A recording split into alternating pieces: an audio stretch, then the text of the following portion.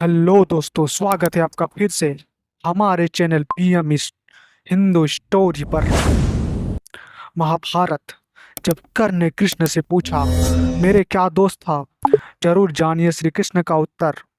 कर्ण ने पूछा कृष्ण से, मेरा जन्म होते ही मेरी माँ ने मुझे त्याग दिया, क्या अवैध संतान होना मेरा दोष था?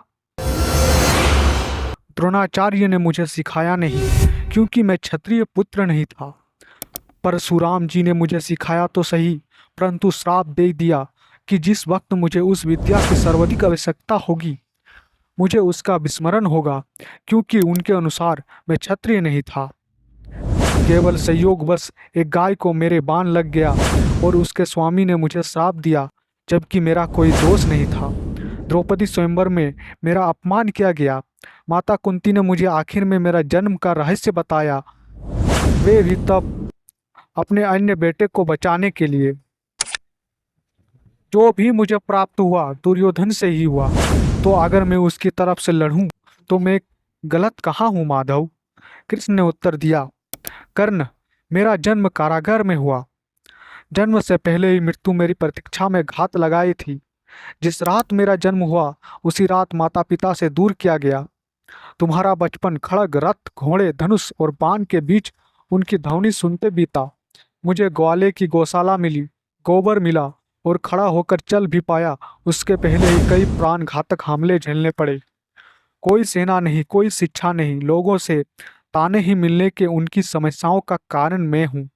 तुम्हारे गुरु जब मेरे तुम्हारे शौर्य की तारीफ कर रहे थे, मुझे उस उम्र में कोई शिक्षा भी नहीं मिली थी। जब मैं 16 वर्ष का हुआ, तब कहीं जाकर ऋषि सांदीपनि के गुरुकुल पहुंचा। तुम अपनी पसंद की कन्या से विवाह कर सके। जिस कन्या से मैंने प्रेम किया वो भी मुझसे नहीं मिली, और उनसे विवाह करने पड़े जिन्हें मेरी चाहत थी या जिनको मैंने राक्षसों से बचाया था। मेरे पूरे साम्राज्य को यमुना के किनारे से हटाकर एक दूर समुद्र के किनारे बसाना पड़ा, उन्हें जरासंध के बचाने के लिए। रण से पलायन के कारण मुझे भीरू भी कहा गया। अगर दुर्योधन युद्ध जीतता है तो तुम्हें बहुत श्रेय मिलेगा, धर्मराज अगर जीतता है तो मुझे क्या मिलेगा? मुझे केवल युद्ध और युद्ध से निर्माण हुई समस्याओं के लिए दोष दिया जाएगा। एक बात का स्मरण रहे कर्ण, हर किसी को जिंदगी चुनौतियां देती है, जिंदगी किसी के भी साथ न्याय नहीं करती।